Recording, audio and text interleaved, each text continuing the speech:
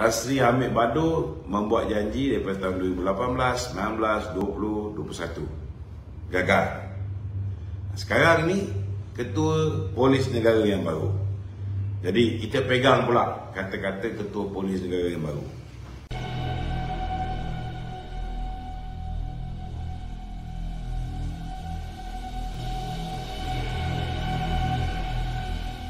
Kalau kata-kata Ketua Polis Negara yang lama 2018 sampai 2019, 20, 21, 3 tahun tak ada hasilnya. Kita doakan semoga Ketua Polis Negara yang baru Tan Sri Akhlil Sani akan berjaya membawa balik Jolo. Okey? Ini soalan netizen. Dia kata kalau seandainya Datuk Seri Zahid senasib dengan DSN, adakah Presiden itu automatik jatuh Ketua Mat tu? Ataupun akan berlaku pemilihan? Sekiranya Datuk Seri Zahid didapati bersalah, sama ada di kesnya di hadapan Hakim Colin ataupun kesnya di hadapan mahkamah di Shah Alam, beliau masih ada proses rayuan di mahkamah rayuan. Kalau kalah juga di mahkamah rayuan, beliau masih ada proses rayuan di mahkamah persekutuan. Jadi kalau tanya dengan saya rasa tak perlu bimbang bab itulah untuk siapa menggantikan Presiden UMNO, kerana insya-Allah selepas pilihan raya umum ke-15 Datuk Zahid akan menjadi Perdana Menteri. Dan kita akan tubuhkan RCI untuk siasat semua pendakwan terpilih, terutamanya apa yang telah pun dimaklumkan oleh Tommy Thomas. Dan pasukan petugas khas yang menyiasat dakwaan Tommy Thomas ini telah mengenal pasti 19 isu yang perlu diberikan perhatian. Persoalan di hari ini, kenapa kerajaan Malaysia merahsiakan kepada rakyat apa tu 19 isu ini? Kalau tanya dengan saya merasakan ada kemungkinan besar akan berlaku tapisan terhadap 19 isu ini. Jadi kita minta supaya Dato' Dr. Wan Junaidi segera mengumumkan kepada rakyat apa dapatan pasukan petugas khas ini, apakah 19 isu yang dikatakan perlu mendapat perhatian, yang kita yakin bahawa ianya adalah bukti-bukti yang menunjukkan berlakunya campur tangan kuasa eksekutif, iaitu campur tangan Dr. Mahathir, campur tangan Lim Guan Eng dalam urusan badan kehakiman, dalam urusan Jabatan Peguam Negara dan dalam urusan institusi-institusi asas negara yang lain. Jadi perkara ini sangat serius. Kita harap Kabinet hari ini tidak memancung 19 isu ini, dalam arti kata lain tidak menggugurkan daripada 19 isu yang perlu diberi perhatian. Kalau benda-benda yang tak menguntungkan mereka ataupun benda-benda yang ada kaitan dengan mereka ketika mereka berada di dalam Kerajaan Pakatan Harapan, benda itu disenyapkan, ditutup. Kita tak nak benda ni berlaku.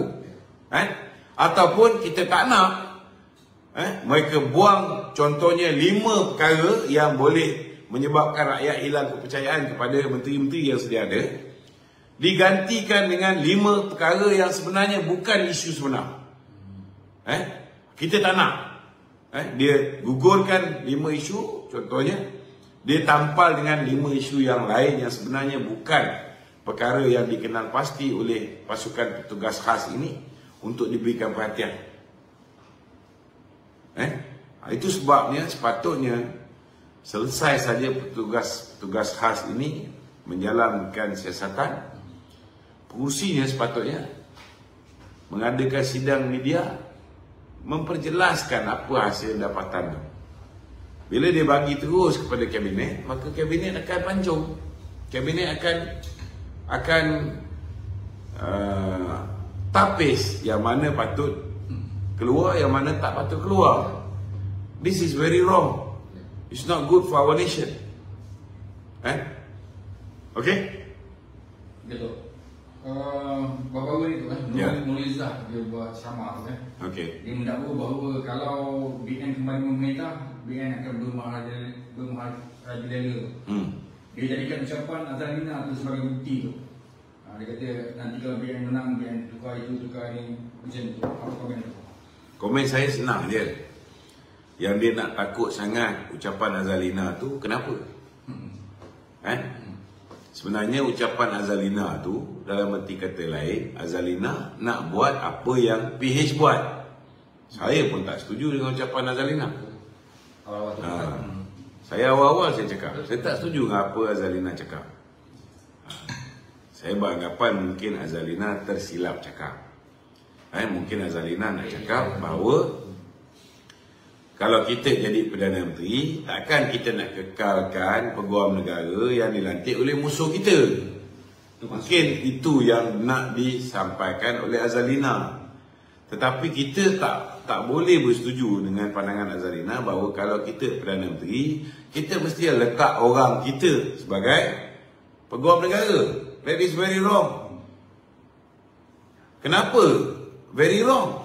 Sebab itulah apa yang Pakatan Harapan buat. Kita tak nak apa yang Pakatan Harapan buat diulangi oleh Kerajaan Barisan Nasional selepas kita memerintah balik lepas pilihan raya umum ke-15. Kita tak nak apa yang Pakatan Harapan buat, melantik ketua hakim negara orang dia. Apa yang Pakatan Harapan buat, melantik peguam negara orang dia, melantik ketua Pesuruhjaya SPRM orang dia, melantik ketua Polis Negara orang dia. Kita tak nak itu berlaku di zaman pemerintahan Barisan Nasional selepas pilihan raya umum ke-15. It is very wrong. Kita kena lantik orang-orang yang mengetuai institusi asas negara ni, orang yang boleh mengambil pendekatan tegas kepada semua orang, neutral dan berlaku adil kepada semua orang. Tak kira lah orang UMNO ke, PAS ke, DAP ke, PKR ke, PAN ke. Dia kena berlaku adil pada semua. Barulah rakyat akan rasa selamat duduk dalam negara ni. Barulah investor-investor akan yakin untuk melabur dalam negara ni. Kalau misalnya dia nampak mahkamah tu tidak adil, contohnya pelabur-pelabur yang buat investment kat sini, tiba-tiba mahkamah tu adalah mahkamah yang boleh dibeli, keputusannya boleh ditentukan dengan wang ringgit. Contoh. Siapa nak melabur kat Malaysia? Kalau ada dispute, bila dia orang bawa pergi court, last kali dia orang akan kalah. Sebab dia tahu mahkamah boleh dibeli, keputusan boleh diatur. Kita tak nak benda tu. Okey. Pertanyaan mengenai penyertaan muda, parti muda dalam PH Pakatan Harapan. Kita tengok parti komponen Pakatan Harapan ada perjalanan pendirian terhadap penyertaan parti muda. Anwar kata dia akan kaji penyertaan muda, amanah mengalu-alukan penyertaan muda. Dan DAP pula berpendirian akan berbincang tentang penyertaan muda dalam PH. Adakah ini disebabkan oleh muda yang telah meningkat belakang Pakatan Harapan bertembung dengan PKR di PRN Johor baru-baru ini?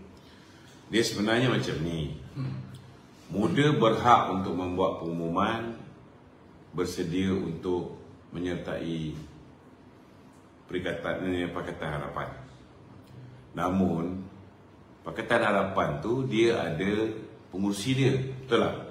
Dia ada Majlis Presiden Pakatan Harapan. Jadi sewajarnya Pakatan Harapan bila mendapat permohonan daripada muda untuk menyertai Pakatan Harapan, mereka kena berbincang di dalam Majlis Presiden dia terlebih dahulu. Kalau misalnya mereka dah bersetuju untuk menerima kemasukan muda, maka pengurusi Pakatan Harapan kena buat statement lah. Kalau misalnya tak setuju pun, pengurusi Pakatan Harapan kena buat statement tak bersetuju. Tetapi apa yang berlaku ni, kita tengok ada sedikit benda yang pelik. Muda nak masuk Pakatan Harapan, dia berunding dengan DAP, dia berunding dengan PAN, tapi dia tak berunding dengan pengurusi Pakatan Harapan. Belum apa-apa dah bergaduh, betul tak?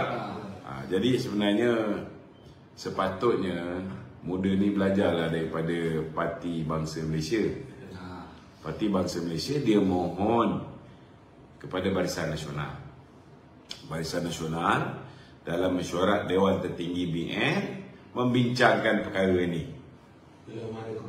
Belum ada keputusan. Jadi kena tunggulah. Sebab ada juga parti-parti lain yang tunggu lagi lama.